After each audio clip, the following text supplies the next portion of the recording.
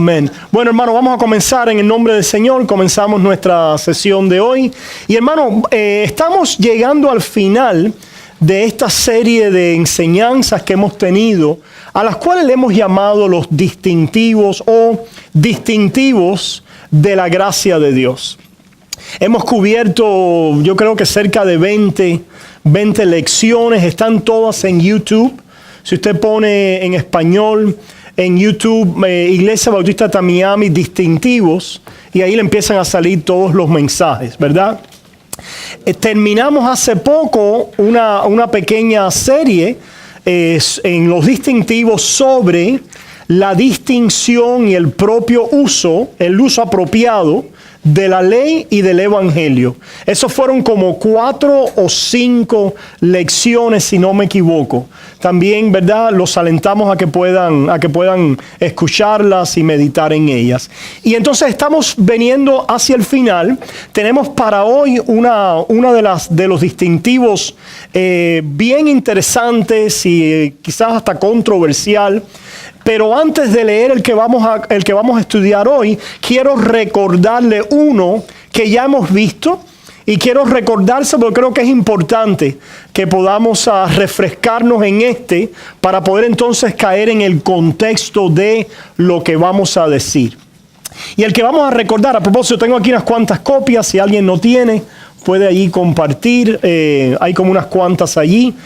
Pueden referirse a la número 11, que ya la hemos visto una vez más, pero queremos refrescarla antes de movernos adelante con la próxima que vamos a ver en esta noche, que va a ser bastante, espero, fuerte y que pueda ser, nos ayude a pensar profundamente.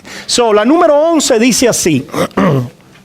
Recuerda que en estos distintivos siempre rechazamos algo, ¿verdad? Rechazamos algo, rechazamos algo y después afirmamos, rechazamos siempre lo que creemos que es un error y afirmamos lo que creemos que es lo correcto. Veamos lo que decimos con la 11. Rechazamos que exista una fe verdadera que carezca absolutamente de alguna obra y o amor a Dios. Eso es lo que rechazamos, ¿verdad? Hay personas cuando hablan de la gracia de Dios que aparentemente hablan de una gracia que no causa ningún efecto en la vida del creyente. Nosotros rechazamos esa idea. ¿Y por qué queremos hacer énfasis en esto? Porque a veces cuando las personas nos oyen y ven el énfasis que nosotros tenemos en la gracia, creen que estamos en este bando, en esta categoría, y no lo estamos. Rechazamos categóricamente que puede existir un creyente que carezca absolutamente, que esté desprovisto en su vida como creyente de buenas obras y o amor a Dios. ¿Ok? Por supuesto, esto en diferentes grados, en diferentes medidas, en diferentes estados de crecimiento y de madurez, pero eso rechazamos que pueda haber un creyente que no ame a Cristo, ¿verdad? Que no tenga un sentido de frutos en su vida, de que carezca totalmente de obediencia, ¿verdad?, a los mandatos de Dios. Afirmamos que el tal no es creyente, si no existe nunca ningún tipo de fruto. Ahora vamos a ver lo que afirmamos, ¿verdad? Afirmamos que la fe verdadera. ¿Qué cosa es la fe verdadera en el sentido de la fe? La fe en cuanto a la esencia de la fe. Por eso es que decimos lo siguiente. Y afirmamos que la fe verdadera que confía en Cristo sin obras para así ser aceptados por Dios. ¿Qué cosa es la fe para con Dios? El confiar en Cristo para ser aceptado por Él sin mis obras. Eso ya lo hablamos en la parte de la fe. Afirmamos que esa fe que confía en Cristo para ser aceptado, justificado, salvado sin obras, tendrá, ¿verdad? Tendrá. Y se fijan cómo separamos ahora de la fe sus frutos, La fe en referencia a Dios es confianza en Él, pero esa fe que confía así en Cristo y tiene una confianza que no está puesta en las obras, sino en la obra de Cristo a nuestro favor, afirmamos que tendrá algún fruto de amor y obediencia. Y añadimos que debe cultivarse y aumentarse durante la vida cristiana. Ese es el distintivo que ya hemos cubierto, pero queremos refrescarlo en esta noche, porque vamos a decir otra cosa hoy también, y no queremos decirla en este contexto, ¿verdad? Vamos a ver un par de citas para refrescar esta número 11. Vayamos a Tito capítulo 2. Allí en Tito capítulo 2... En Tito capítulo 2 escuchamos en el versículo 14 lo siguiente. Tito 2, versículo 14. Hablando de Cristo, quien se dio. Cristo, quien se dio a sí mismo. Esto es Tito 2:14, ¿verdad? Cristo, quien se dio a sí mismo por nosotros para redimirnos de toda iniquidad y purificar para sí un pueblo propio, celoso de buenas obras. Fíjense la conexión. Dios nos salva, nos redime, nos perdona, nos purifica y entonces nos reclama como su pueblo para algo, ¿verdad? Estas dos cosas están conectadas. Por eso es que decimos que la gracia de Dios sí es efectiva, sí produce un impacto en la vida del creyente, porque nos reclama para ser celoso de buenas obras. ¿Se fijan? Purificar para sí un pueblo propio, celoso de buenas obras. Aquella persona que esté desprovista durante su vida cristiana de algún celo por las buenas obras. Y las buenas obras, es decir, buenas obras se pueden decir de diferentes maneras. ¿Qué cosas son las buenas obras? Podemos parafrasear esta expresión de la siguiente manera. Las buenas obras es obrar en amor a Dios y al prójimo. Las buenas obras es obras que agradan a Dios. Son obras de obediencia.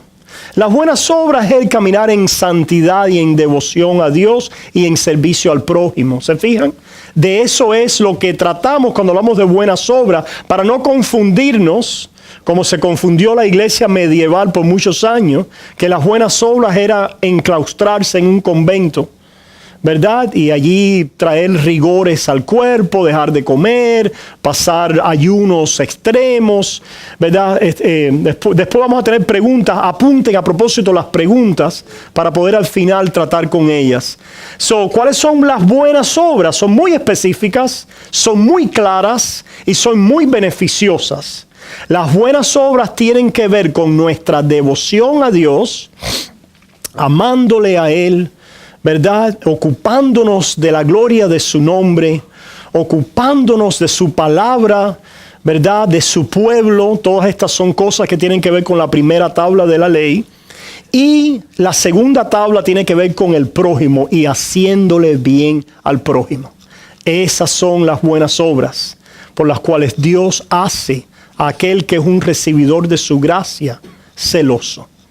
Nos pone celo en cuanto a devoción a Dios y nos pone celo en cuanto a querer servir al prójimo en alguna manera, en algún grado, en cierta medida, la cual somos llamados ciertamente a crecer en ella. Y puede haber una persona que crezca y tenga muchos frutos de buenas obras, de obediencia, etcétera. O puede haber, como vamos a ver después, también un crecimiento muy limitado y también podemos decir peligroso porque causa muchos disturbios en nuestra vida. Vamos a ver otro pasaje. Segunda de Timoteo, Tito 2:14, ya lo leímos. Vayamos a Segunda de Timoteo 3:17. Segunda de Timoteo 3:17. A ver, discúlpeme. Esa... no de Timoteo. La tengo mal aquí, yo creo. A ver, segunda de Timoteo. Ok, perfecto. Sí, segunda de Timoteo 3, 16 y 17. Dice, toda la escritura es inspirada por Dios y útil para enseñar, para redarguir, para corregir, para instruir en justicia. Vean ahora el 17. A fin de que el hombre de Dios sea perfecto, enteramente preparado para toda buena obra. A propósito, si usted se pregunta qué quiere decir la palabra perfecto en este contexto, no tiene que preguntarse mucho. Lo único que tiene que hacer es leer la próxima oración. ¿Qué quiere decir el hombre perfecto? ¿El que está qué? Exactamente. No es una perfección moral. Quiere decir, no es que podamos llegar a una perfección moral de estar sin pecado. Pero sí la Biblia llama al creyente a una perfección en la fe que tiene que ver con la madurez para dedicarse, ¿verdad? Estar preparado, equipado para responder al llamado de Dios, para realizar y entregarnos a las buenas obras que Él preparó de antemano para que nosotros anduviésemos en ella. ¿Ok? Esa es la idea. Yo le llamo, ustedes se fijan que a mí me gusta parafrasear las cosas. Y esto es una herramienta de los maestros, ¿verdad? El decir lo mismo de diferentes maneras. Porque a veces de una manera alguien no lo comprende, pero cuando lo pones en 2, 3, 4 diferentes maneras, la persona en algún momento lo capta, ¿verdad? No somos perfectos moralmente. El creyente de este lado de la eternidad nunca va a poder ser perfecto moralmente hasta que no sea glorificado. Quiere decir sin pecado, no puede serlo. Pero sí podemos ser perfectos o completos en fe. ¿Qué quiere decir eso? Que pues hemos llegado al estado de madurez donde nuestra fe está equipada, nos nutre y nos enseña a vivir en buenas obras. Eso es a propósito, desviándonos brevemente, no desviándonos, pero pensando en Santiago. Recuerdan allá en el capítulo 1, que no sea el hombre inestable que es llevado de aquí para allá, ¿verdad? Aquel que en la prueba no permanece, etcétera, sino que pueda ser un hombre cuya paciencia se perfeccione. ¿Verdad? La paciencia tenga su obra completa, perfecta. ¿Qué quiere decir? Que a través de las pruebas ese hombre entonces llega a un estado de madurez donde es equipado para en diferentes circunstancias, como decía Pablo, en todo estoy enseñado. Tanto para tener hambre, padecer necesidad o para tener abundancia. Ese es el hombre perfecto, completo. ¿Qué quiere decir? Ha aprendido, ha sido madurado, ha crecido. No es que sea perfecto moralmente, no es que esté sin pecado, ¿verdad? No es que sea un hombre ya sin ningún tipo de dificultad, de lucha y de debilidad, pero ha llegado y ha alcanzado una madurez en conocimiento del Señor, donde está preparado, madurado para en las circunstancias de su vida vivir para el Señor, agradarlo, entregarse a las buenas obras. Conoce, tiene el conocimiento de Dios y la madurez para vivir, ¿verdad? De esta manera. ¿Ok? Hacemos esa distinción, viendo que esto es la voluntad de Dios, a lo que Dios nos llama como creyentes. Y todo creyente tiene en algún sentido algún fruto y algún crecimiento. Algunos lo tienen más y otros lo tienen menos. Vamos a ver qué dice Segunda de Pedro.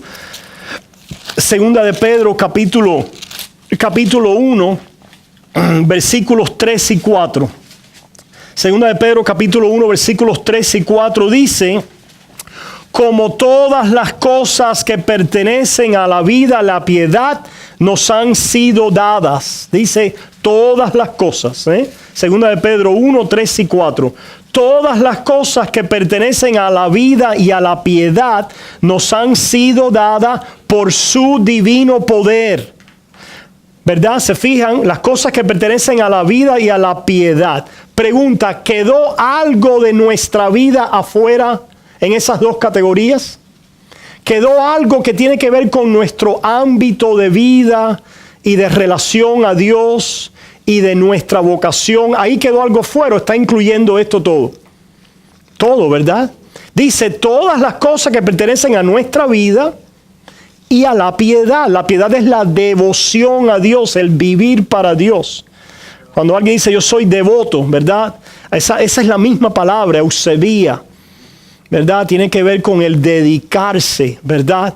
A esta devoción a Dios, el vivir, podemos decir el vivir para Dios. El vivir para Dios. Son todas las cosas que tienen con nuestra vida diaria, práctica, común, y la devoción a Dios nos han sido dadas. Fíjense. Y nos han sido dadas por el poder de Dios. Se fijan, la gracia de Dios se traduce en el poder de Dios.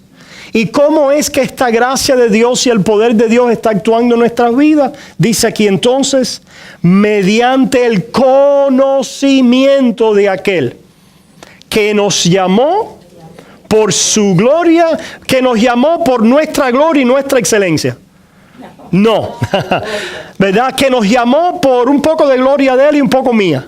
O un poco, no, que nos llamó por su gloria y por su excelencia. Esto es otra manera, la manera muy particular de Pedro. Por eso cuando terminemos Hebreos, vamos a entrar a predicar sobre Pedro los domingos.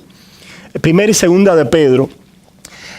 Nos llamó por su gloria y por su excelencia o por su virtud. ¿Quién es este? ¿Dónde está manifestada en carne y en el mundo la excelencia y las virtudes de Dios? En Cristo Jesús. Eso es a través del conocimiento de Cristo Jesús, su virtud, su excelencia, su obediencia, su vida, su devoción a Dios, su santidad, en la fidelidad de Dios en cumplir el pacto en Cristo a nuestro favor. A través de ese mensaje acerca de Cristo nos llamó. Y ese es el poder de Dios. A propósito, el poder de Dios funciona siempre atachado, no sé si esa palabra existirá en inglés, conectado a la predicación del Evangelio. A la predicación. Tengan mucho cuidado, hermanos, cuando hay algún tipo de conocimiento o alguien quiera sugerirles el poder de Dios desconectado de la revelación del Evangelio. Mucho cuidado, hermanos, ¿verdad? Desconectado de la palabra de Dios. ¿Cómo escucharán si no hay quien les predique? ¿Y cómo le van a predicar si nadie es enviado? ¿Se fijan? Son mucho cuidado porque abundan a veces, ¿verdad? Ciertas personas y teorías y experiencias que parecieran indicar otra cosa. La Biblia y la palabra, la escritura, es a donde referimos estos dictámenes finales. Se fija entonces, por su divino poder, mediante el conocimiento de Cristo, de aquel, de Dios que nos llamó por su gloria y excelencia en Cristo, ¿verdad? Por medio de las cuales nos ha dado preciosas y grandísimas promesas. En Cristo Jesús tenemos preciosas y grandísimas promesas. Ahora miren, y este es el punto de lo que queríamos decir, enfatizar hoy en esta noche, para que por ellas llegaseis a ser participantes de la naturaleza divina. Y quiere decir, wow, eso suena, ¿verdad? Rimbombante, suena bien exaltado. Participantes de la naturaleza divina. Quiere decir que vamos a ser como Dios, ¿no? Lo que vamos a reflejar a Dios. Dios nos creó para ser a su imagen y semejanza. Y reflejando o siendo conformados a la imagen de Cristo, participamos de su naturaleza divina. De aquellos atributos que Él tiene, que Él refleja en el hombre. Hay atributos de Dios que tienen que ver con su ontología, con su esencia, con su divinidad que Él no comparte. Pero hay atributos de Dios que tienen que ver con su amor, con su bondad, ¿verdad? Todas aquellas cosas para las cuales nos creó, que en Cristo Jesús ahora vienen a encontrar. ¿Verdad? Podemos recibirlas y podemos reflejarlas y de esta manera participamos. Tenemos una comunión, una participación en la vida trinitaria de Dios. Dios vive en amor, el amor es el vínculo perfecto y nosotros somos llamados ahora a esta vida y comenzamos a participar en ella, tanto con Dios como con el prójimo, ¿verdad? Y esto es la gracia de Dios, ¿verdad? Dice entonces, habiendo huido de la corrupción que hay en el mundo a causa de la concupiscencia. Corrupción en el mundo a causa de la concupiscencia. ¿Qué es concupiscencia, hermanos? Esta palabra la hemos explicado recientemente y en otras oportunidades muchas veces porque es muy importante. Es aquello que es prohibido en el 10º mandamiento. Es aquello que es lo que manifiesta y el síntoma manifestado de la violación de la primera tabla de la ley. La primera tabla dice que no tendrás otros dioses delante de mí, solo a Dios adorarás. La concupiscencia, que es el deseo, la inclinación, la corrupción en nuestros miembros que nos lleva, nos trata de arrastrar en contra de la voluntad de Dios a nivel de deseo, de pasión. Allí se manifiesta el pecado, ¿verdad? Y esto es importante porque hemos dicho ya que es a través de ver este deseo que podemos ver nuestra pecaminosidad. Si no, podemos decir como Pablo, yo nunca he robado, yo no he robado, no he matado, no he adulterado, estoy bien, no tengo pecado. No tienes corrupción en tu carne. No ves pasiones pecaminosas, no ves inclinación y deseos contrarios a la voluntad de Dios. Ahí está el pecado. Pero la diferencia entre el creyente y el mundo es que el mundo vive cegado y completamente arrastrado por la concupiscencia. El creyente y el no creyente sienten igualmente la concupiscencia. Ambos son afectados por el sentir de la concupiscencia, ¿verdad? No se sientan mal si usted siente la concupiscencia. ¿Qué quiere decir la concupiscencia? Específicamente, el deseo de robar, el deseo de mentir, el deseo de adulterar, el deseo de fornicar, la envidia, el deseo de rebelarte contra autoridad, el deseo de tener otros dioses, el deseo de quedarte en la casa y no en la iglesia, el deseo de no leer la Biblia y ver otra cosa, ¿verdad? Sentimos esos deseos. Ok. Lo que pasa con el creyente es que al ser hecho participante de la naturaleza de Dios, por la gracia, el conocimiento de la gracia de Dios, Dios ha levantado otros deseos y afecciones contrarias a estos deseos, que se oponen. Esto es Gálatas 5, el deseo del Espíritu es contrario, es la misma palabra. Es la misma palabra. Los deseos o las pasiones del Espíritu son contrarias a los deseos o las pasiones de la carne. Y estas se oponen entre sí y de ahí viene la batalla del cristiano. Esa es la diferencia, que nosotros comenzamos a experimentar esa batalla, pero Dios nos reclama como sus hijos. Y el mundo simplemente vive gobernado, no conocen otra cosa. Tristemente, hermanos. Por eso que podemos sentir compasión de ellos, porque ellos viven sin conocer más nada. ¿Qué cosa quiere decir la concupiscencia? La vemos en Primera de Juan. Si pasan la página, ven una explicación más comprensiva de lo que es la concupiscencia. Comprensiva, más abarcativa, quiero decir, en Primera de Juan capítulo 2, versículo 15 dice: no améis al mundo ni las cosas que están en el mundo.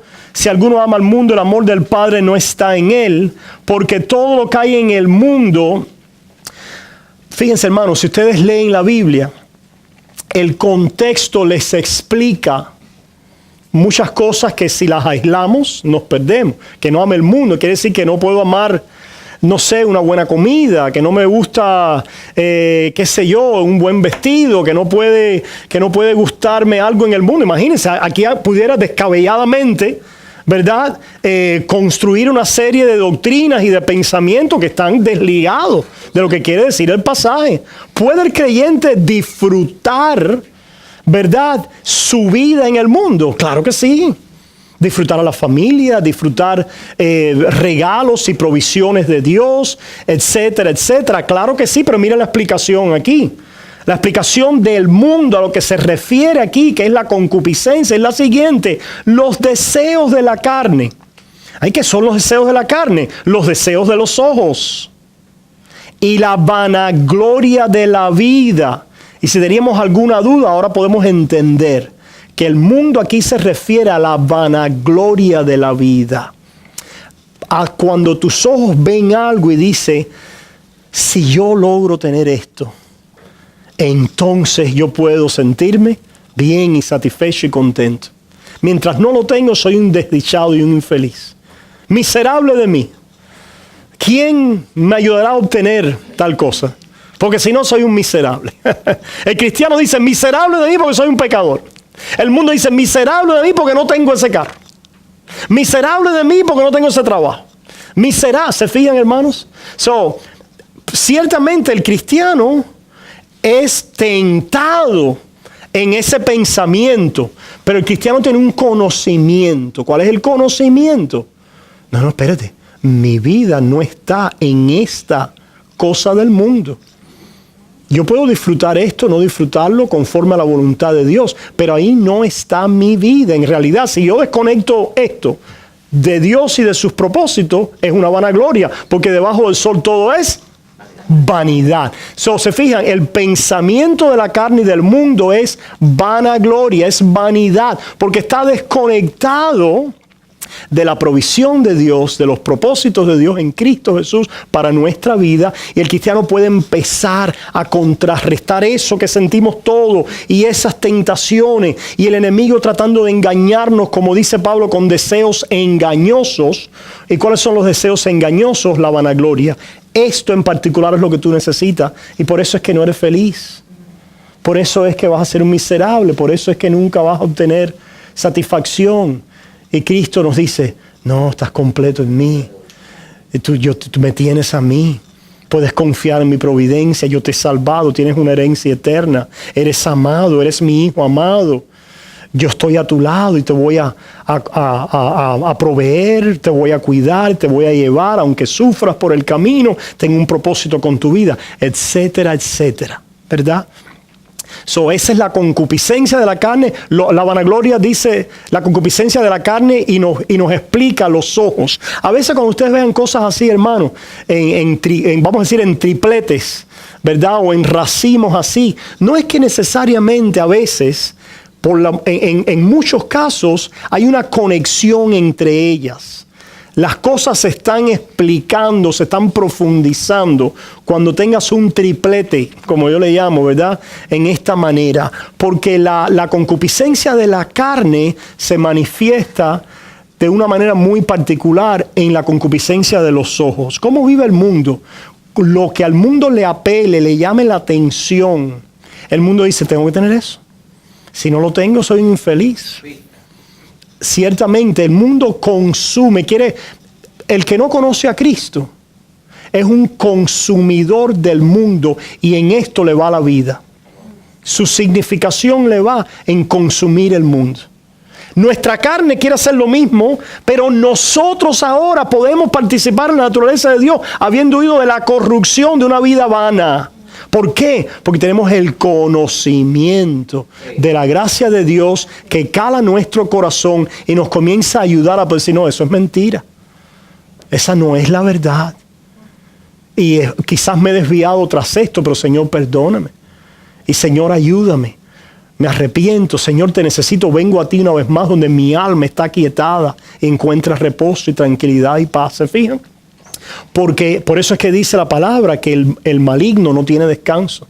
En inglés lo dice así: there's no rest for the wicked. No hay descanso para el maligno. El maligno vive en una ebullición de alma. Y los ojos es los instrumentos de rapiña. ¿Qué necesito y qué voy a tener que veo de este mundo para satisfacer mi alma y mi corazón? ¿Qué es lo que es agradable a mis ojos? ¿Les recuerda esto algo? Y vio el fruto y vio que era agradable a los ojos, a la vista. Dios nos está diciendo algo ahí. Dios le había dado una palabra a ellos. Ellos se fueron tras los ojos, tras la experiencia, tras la sensación, a diferencia de vivir por una palabra de Dios. ¿Se fijan? El creyente ha recibido la palabra de Dios que ha sido implantada en nuestros corazones y comienza a dar frutos en la dirección contraria a esto que vive, esta corrupción que vive en nuestra carne y que todavía está en nuestros huesos, en nuestros miembros, pero comenzamos en esa lucha. No es inefectiva.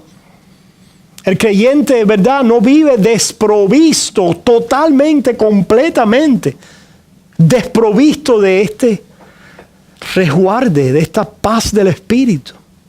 No existe, hermanos. El tal no es creyente. No ha conocido el camino de Dios. ¿Se fijan?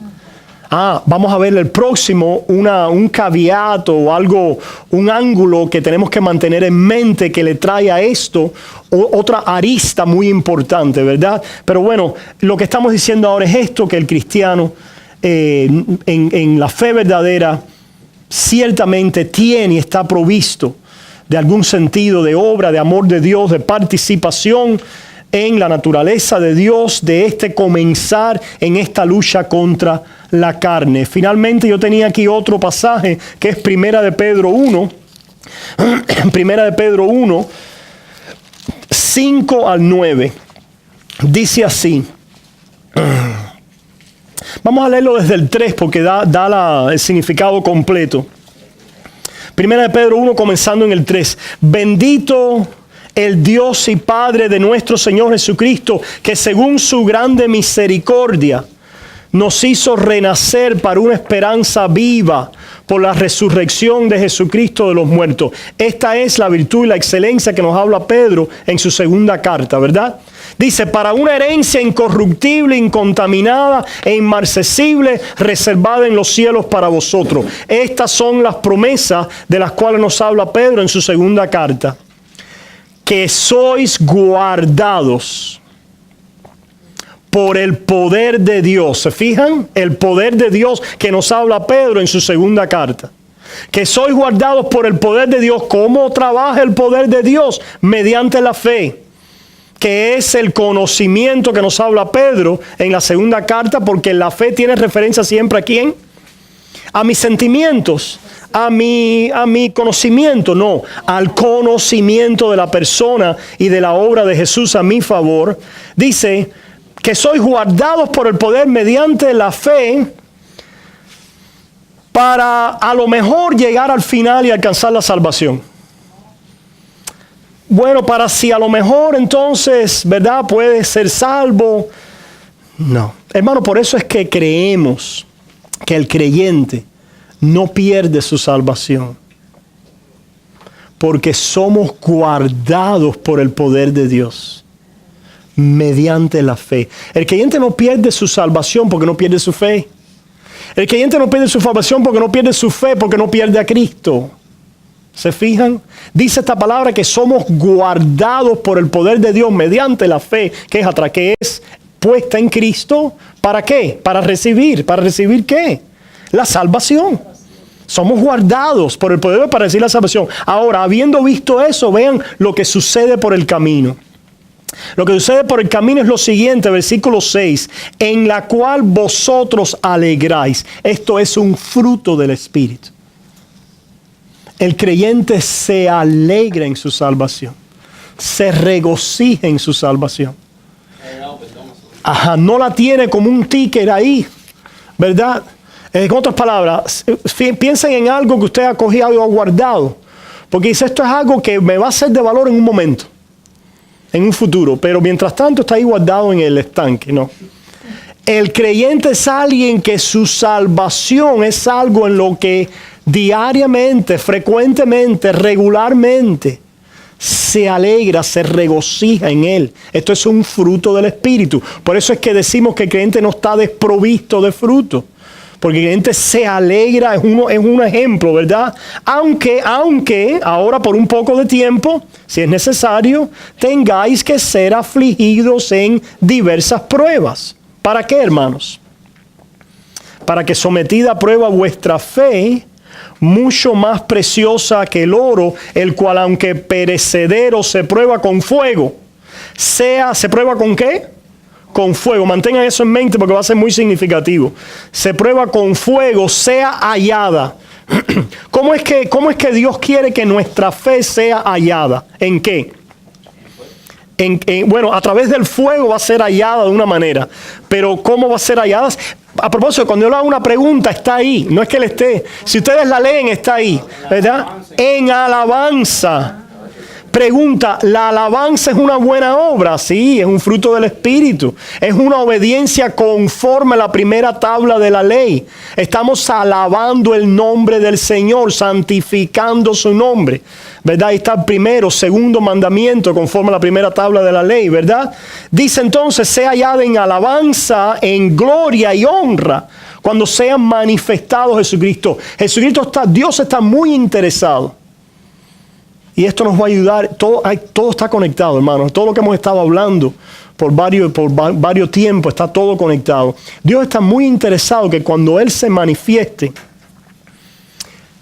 va a manifestar a un pueblo que le ha alabado, que le ha agradecido, que ha glorificado su nombre en alguna medida. En alguna medida y en algún momento veremos por qué, ¿verdad? Lo hemos hablado con respecto a la escatología, al juicio final, pero solamente para que tengan un juicio. ¿Por qué el juicio final conforme a las obras?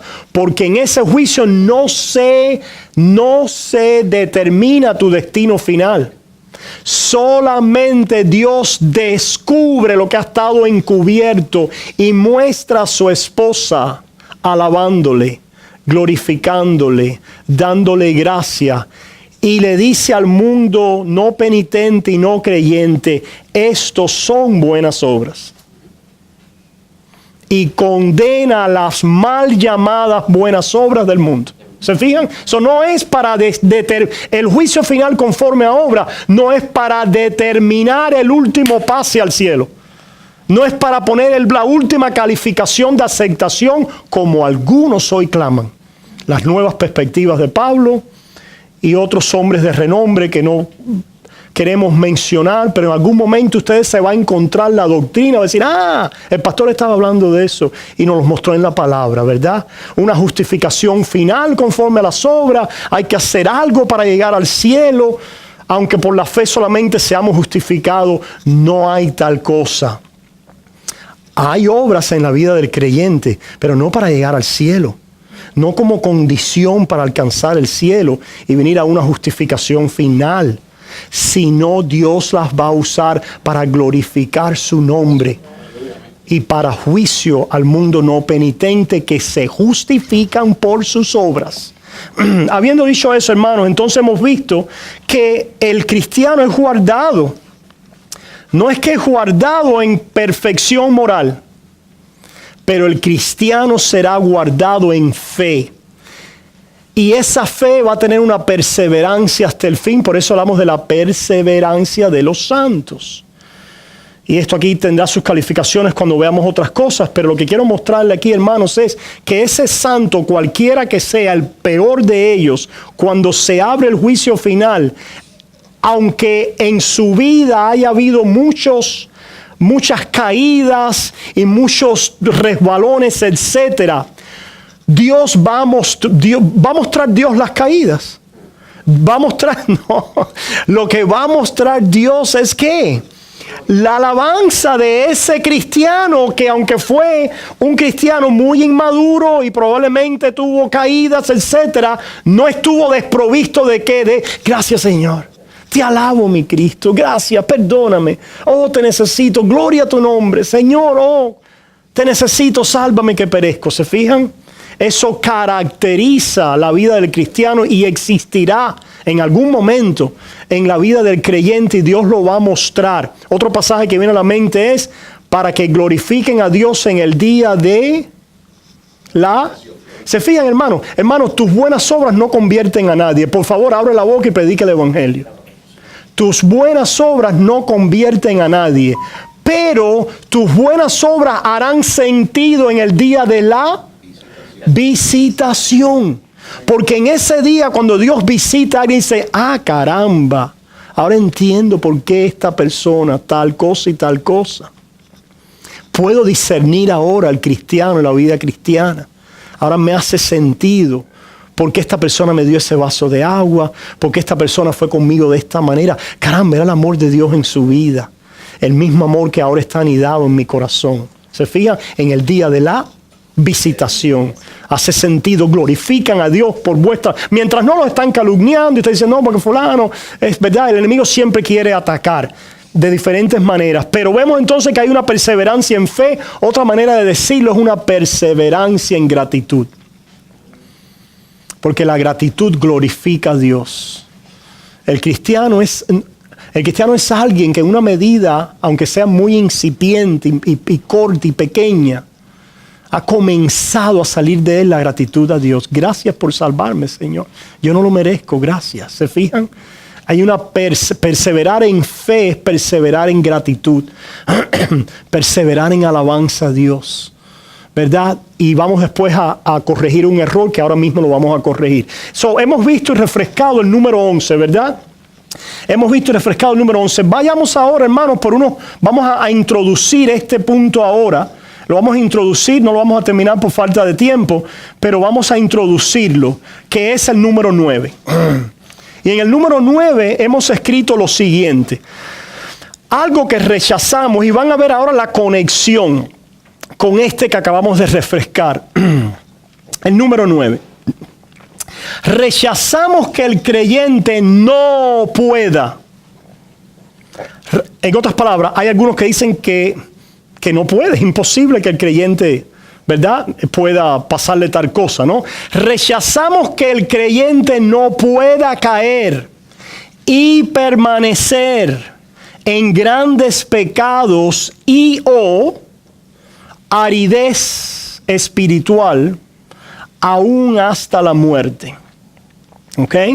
Habiendo dicho lo que ya hemos dicho, ¿verdad? No estamos diciendo que este creyente esté desprovisto completamente, ¿verdad?, de fe y de amor. Pero el creyente verdadero puede caer y puede permanecer en grandes pecados aún hasta la muerte. Y afirmamos que el creyente puede ser carnal. Aquí rechazamos otra forma en que algunos hablan. Afirmamos que el creyente puede ser carnal y o desobediente o inmaduro durante un largo periodo o hasta la muerte, sin perder su fe y su salvación eterna. Por lo cual será severamente disciplinado por el Señor. Una vez más, esto no quiere decir que tal persona estará completamente desprovista de fe, de amor y de esperanza en Cristo, por mucho que éstas puedan ser afectadas, oscurecidas y o disminuidas. Vengamos ahora a los textos que nos apoyan esta afirmación. Apúntala para al final venir a las preguntas que ustedes tengan. Vamos a comenzar con 1 Corintios, hermanos. Ahí en 1 Corintios, capítulo 3, vean qué interesante. 1 Corintios, capítulo 3, Pablo se refiere a esta iglesia de los Corintios de esta manera. De manera que yo, hermanos, no pude hablaros como a espirituales. Hermanos, ¿se recuerdan cuando hablamos en los pasajes que vimos hace un ratico de un hombre que es perfecto? Un hombre que es perfecto porque está completamente, enteramente listo, maduro, preparado para vivir, para agradar a Dios, para entregarse en buenas obras. Bueno, Pablo no pudo hablar así, está diciendo aquí. No pude, 1 Corintios capítulo 3, comenzando en el 1. De manera que yo, hermanos, no pude hablaros como a espirituales, sino como a carnales, como a niños en Cristo. ¿Cómo a qué? ¿Cómo es que tuve que hablarlos? Como a carnales. ¿Qué quiere decir carnales? Niños en Cristo. Pero Pablo utiliza el vocablo carnal. Pero algunas personas aparentemente se empeñan en rechazar ese vocablo siendo aplicado al creyente, y en vez de afirmar que puede haber un cristiano carnal, dicen que no son cristianos. Rechazamos eso, porque la palabra lo rechaza. No importa quién lo diga, hermanos, no importa quién lo diga. Así lo diga el Papa de los protestantes, que hay algunos, ¿verdad? No importa quién lo diga, hermanos.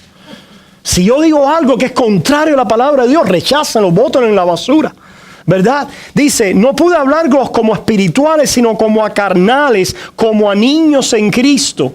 Os di a beber leche y no vianda, porque aún no erais capaces, ni sois capaces todavía, porque aún sois carnales. Wow, lo repite. Porque aún sois carnales. ¿Qué caracteriza a una iglesia carnal, a un cristiano carnal, a un grupo, verdad? Pues habiendo entre vosotros celos, contiendas y disensiones, ¿no sois carnales? Lo dice otra vez, caramba. ¿No sois carnales y andáis como hombres? Una competencia entre ellos. Ciertamente, pregunta, ¿puede un cristiano en disensión, en celos, envidia, en contienda, hacerle bien a otro? No puede, no puede. En los Gálatas escuchamos, cuidado, no os mordáis y os devoráis, porque eso es lo que hace la carne, la concupiscencia. Nos mordemos, nos devoramos. Vamos a ver después, a propósito, cuando terminemos los distintivos, vamos a tener una serie de estudios sobre los 10 mandamientos y después vamos a venir a las cartas a los Corintios. Les recomiendo mucho, estén orando por esta serie, hermano, va a ser de mucha iluminación, ¿verdad? Y de gran beneficio para nuestras vidas. Dice, porque aún sois carnales, pues habiendo entre vosotros celos, contiendas y disensiones, no sois carnales y andáis como hombres, porque diciendo el uno, yo ciertamente soy de Pablo, y el otro, yo soy de Apolos, no sois carnales. ¿Qué es lo que dice el espiritual? ¿Yo soy de quién?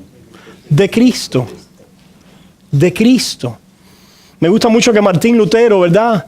En un momento determinado digo, caballero, no utilicen mi nombre para formar un grupo.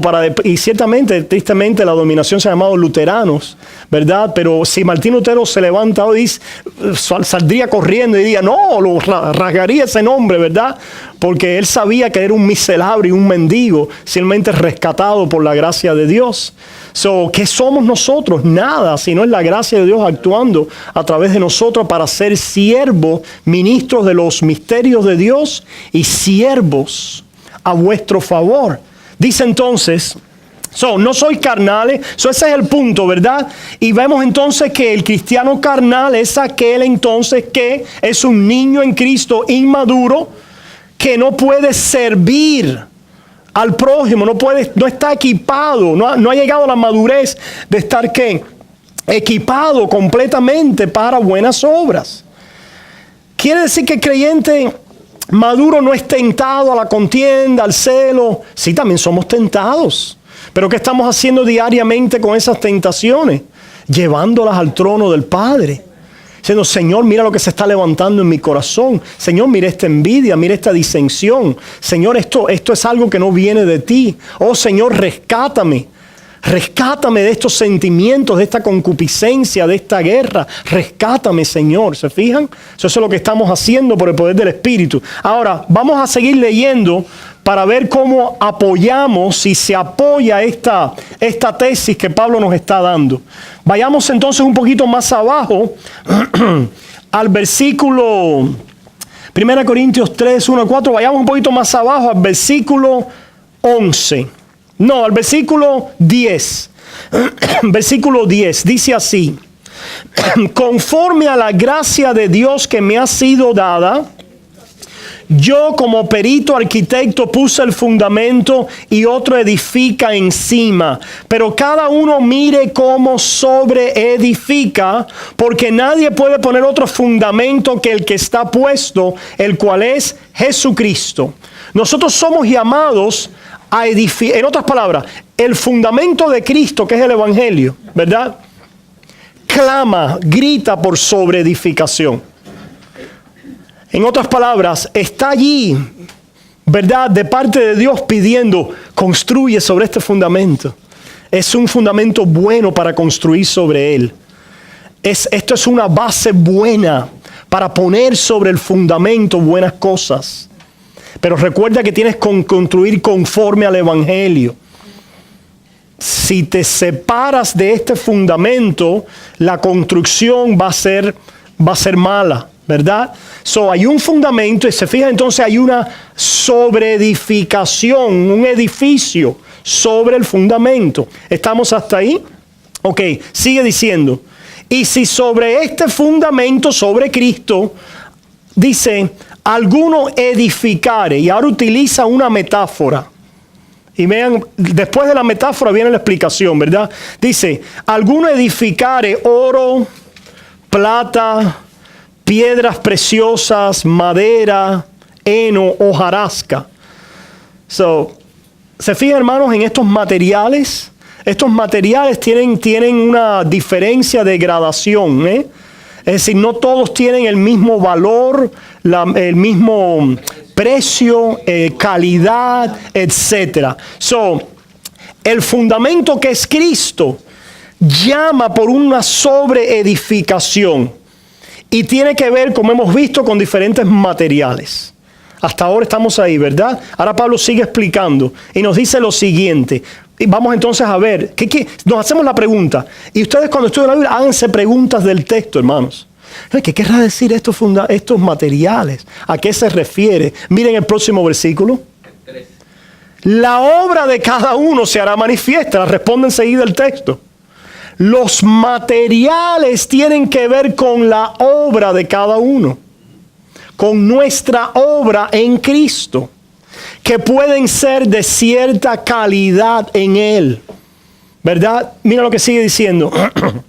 Se hará manifiesta. Ya hablamos de eso, ¿verdad? Ya lo mencionamos. Dios está interesado en manifestarla y hemos visto las razones por qué Dios las va a manifestar. Dice, se hará manifiesta. ¿Y cómo es que se hará manifiesta? Porque el día la declarará. ¿Qué día, hermanos? El día final. El día final. El día la declarará. Dice, el día la declarará. ¿Qué quiere decir eso, hermano? Tu obra en Cristo va a ser declarada. Hay personas que dicen, no me puedo llevar nada del mundo. Mentira. Sí te puedes llevar algo del mundo. Tus obras en Cristo. Tus obras en Cristo. Por eso es que Cristo dice, trabajáis, no por la comida que perece.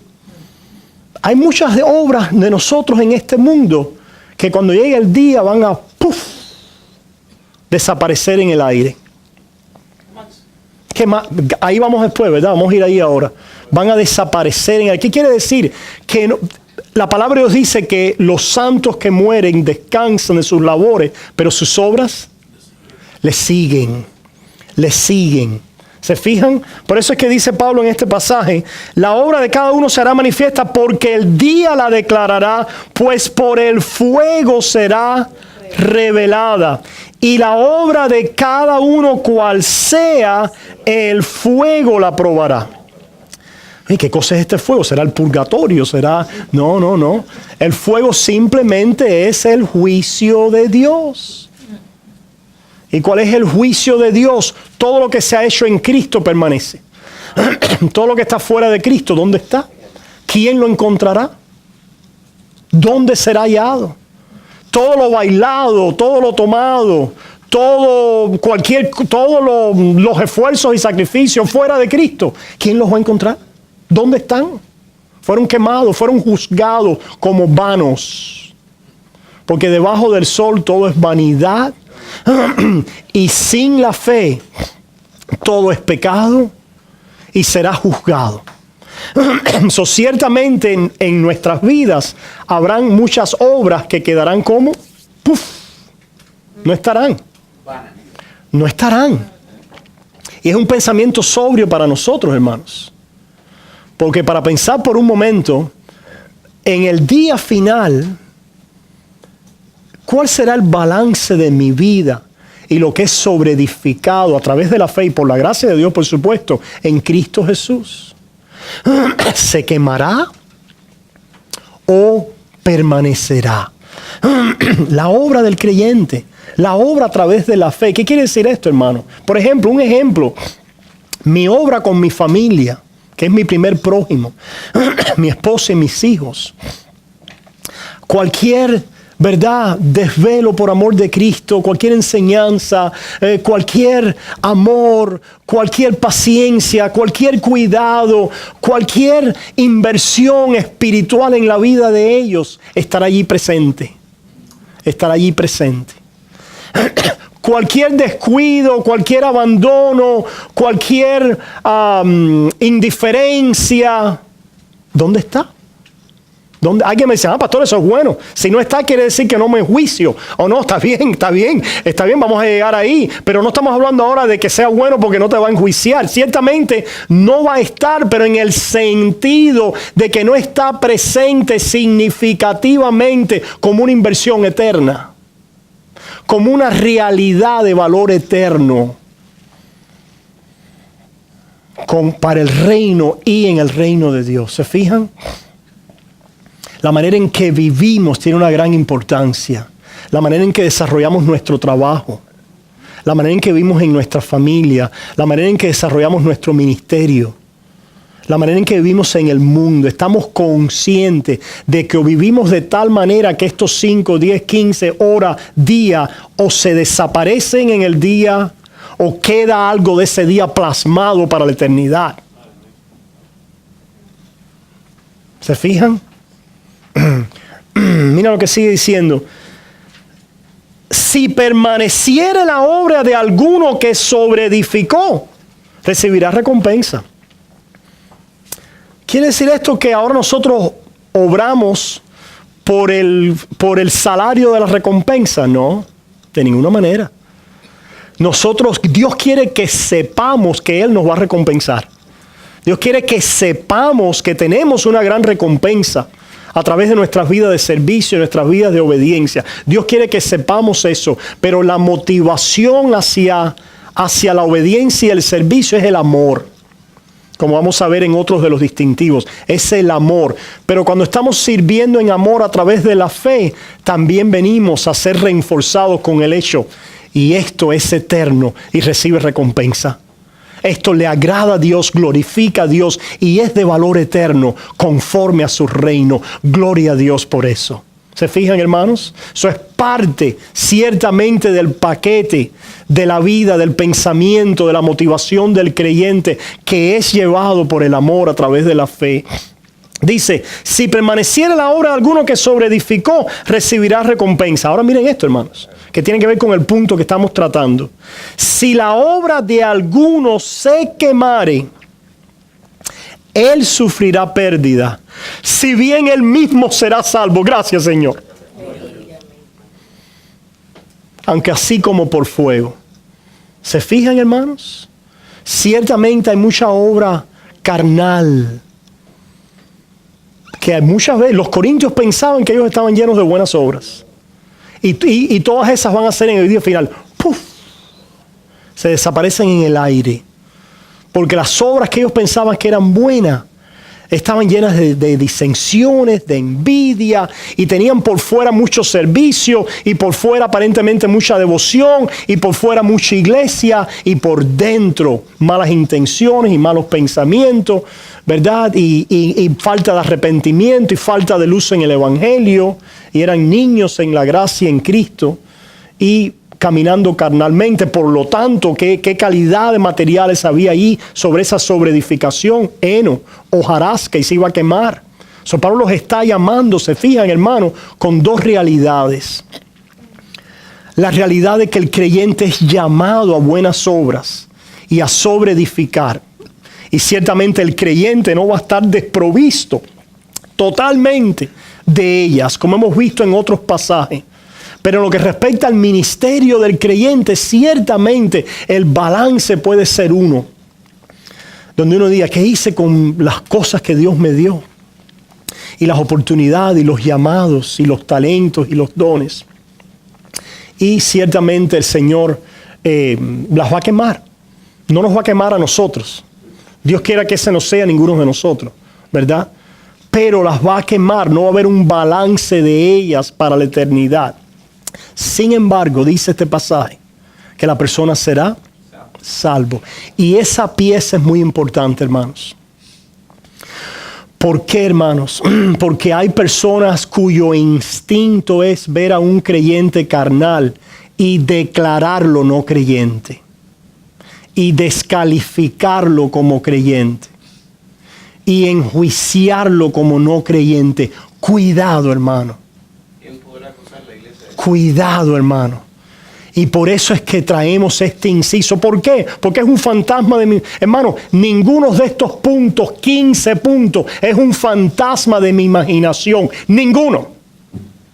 Todos ellos tienen que ver con algo específico que hemos visto o oído.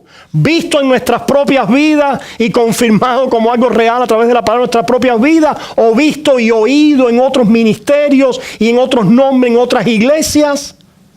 Y queremos decir que Dios nos libre de caer en el mismo error y nos ayuda a ir ganando, ¿verdad? Más madurez, visión, conocimiento, aunque requiera un andar más fino, más profundo, más cuidadoso en la palabra, en vez de simplemente repetir otra cosa, o lo que otra persona ha dicho, lo que hemos leído, o esto, o aquello.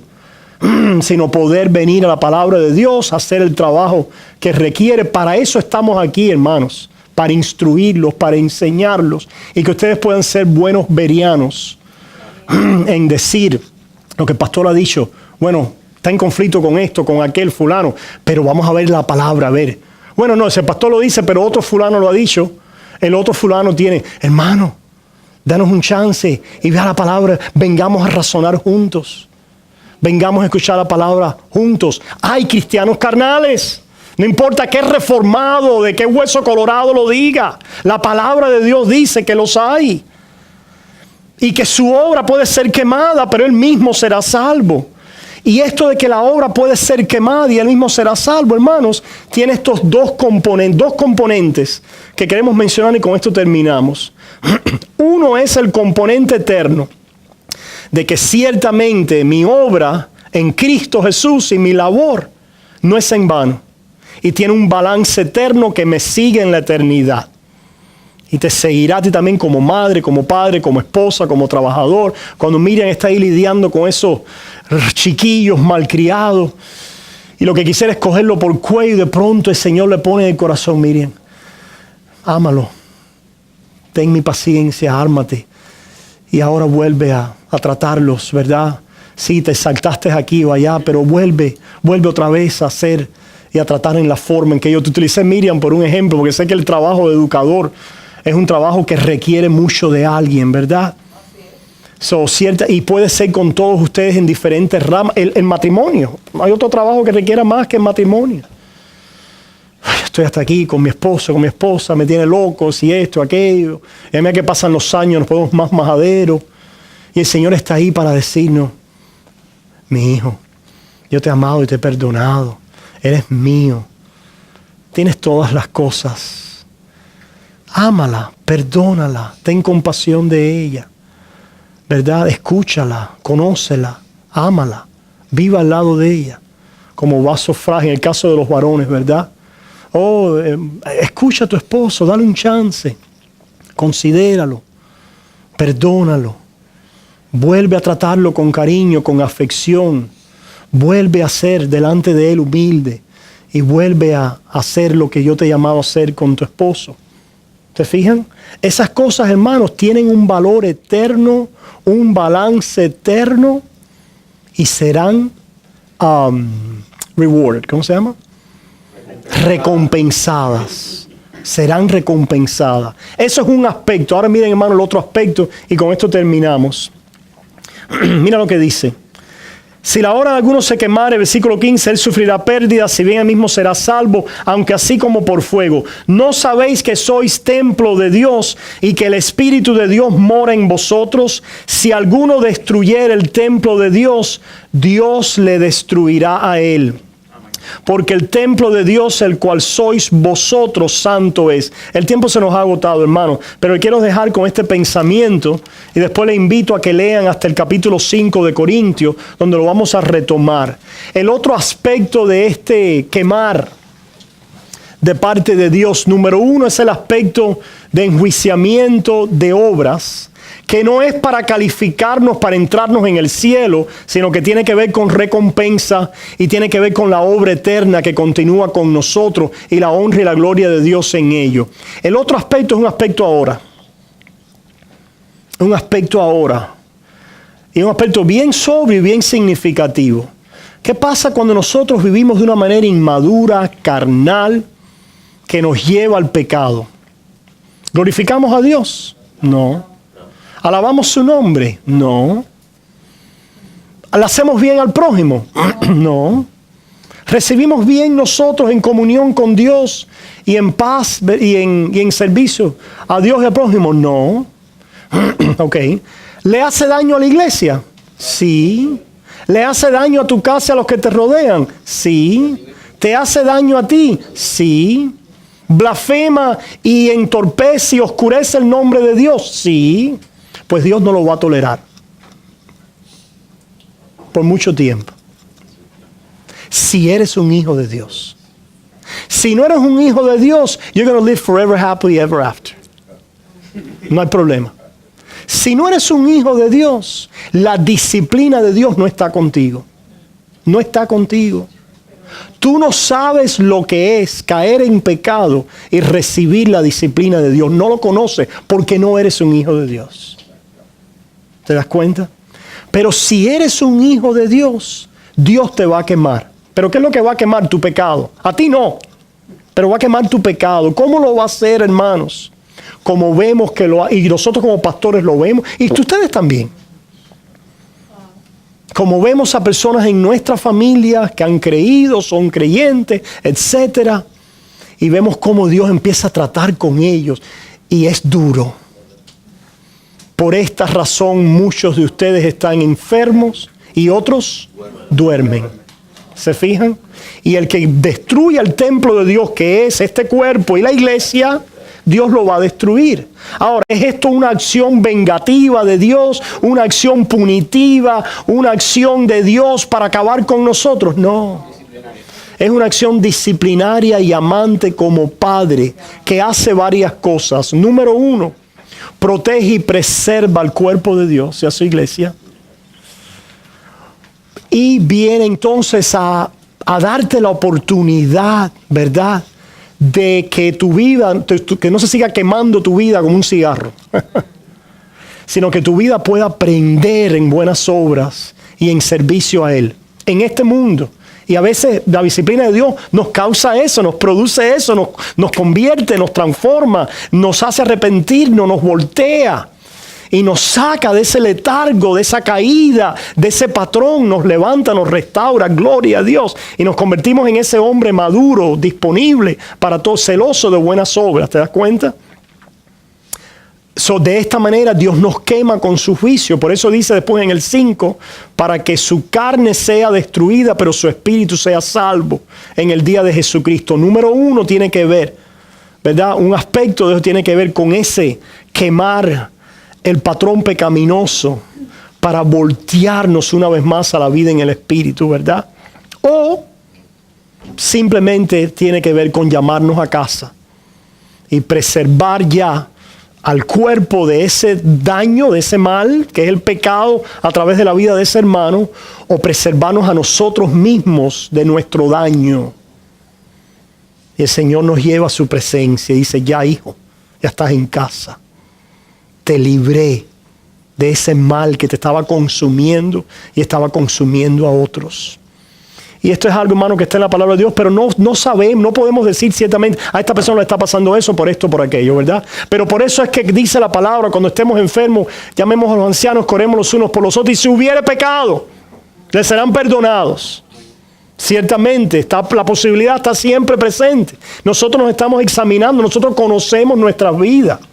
Cuidado con aquellos que vienen a enjuiciarnos y a querer enseguida decir, no, ¿te acuerdan los consejeros de Job? Está pasando esto, pero esto. ¿Qué sabes tú? ¿Qué sabes tú? ¿Por qué no vienes y me consuelas en Cristo Jesús y me llamas en Cristo Jesús a ver mi vida en Él, mi herencia en Él? Y si hay pecado en mi vida, llámame al perdón que está disponible para mí en Cristo Jesús. Habló alguien por teléfono con un pastor caído. Y yo no sé qué es lo que he oído muchas cosas de él. Y ciertamente lo que Él empezó a hablarme, a sacar, porque pude escucharlo, porque no vine con el juicio enseguida descalificativo. Y me pude empezar a hablar y a sacar y a decir, es verdad, hijo, claro que sí. Pero ¿sabes qué? Eso es una mala representación de Dios. Ese no es quien es Dios. Dios te ha dado ahora una libertad que has encontrado de una mala representación de Dios, pero no dejes que en esa libertad ahora el enemigo te lleve en un engaño, porque sería volver. Gloria a Dios por la libertad de malas representaciones de Dios. Tiene que ver con la iglesia y tiene que ver con malos tratos, con cosas que existen en todas las iglesias, que si nos prestamos atención a los hombres, hermano, nos convertimos en los ateos más grandes del mundo. ¿Verdad? Recuerda que en ti está esa misma miseria y Cristo te ha perdonado. ¿Crees que en Cristo hay perdón para tus pecados? Pues levántate, hijo. Levántate, Él está ahí para ti hoy. Pero hay una inclinación en algunos de decir, oye, arrepiéntete y cree en Cristo porque tú no has nacido de nuevo. ¡Wow! ¡Wow! No, hermanos. ¿Verdad? Vamos a parar ahí hoy, ¿verdad? Y ver que a través de esta doctrina nosotros podemos comunicar y enfatizar el llamado al servicio, el llamado a la vida cristiana de buenas obras y de servicio a la misma vez, ¿verdad? Que podemos utilizar el cuidado y la cautela para saber que podemos estar dando con un pueblo de Dios carnal, caído, herido, que necesita disciplina y restauración para que pueda ser quemado lo que necesita ser quemado y restaurado lo que Dios quiere restaurar y reavivar en nuestras vidas, en el nombre de Jesús. Amén.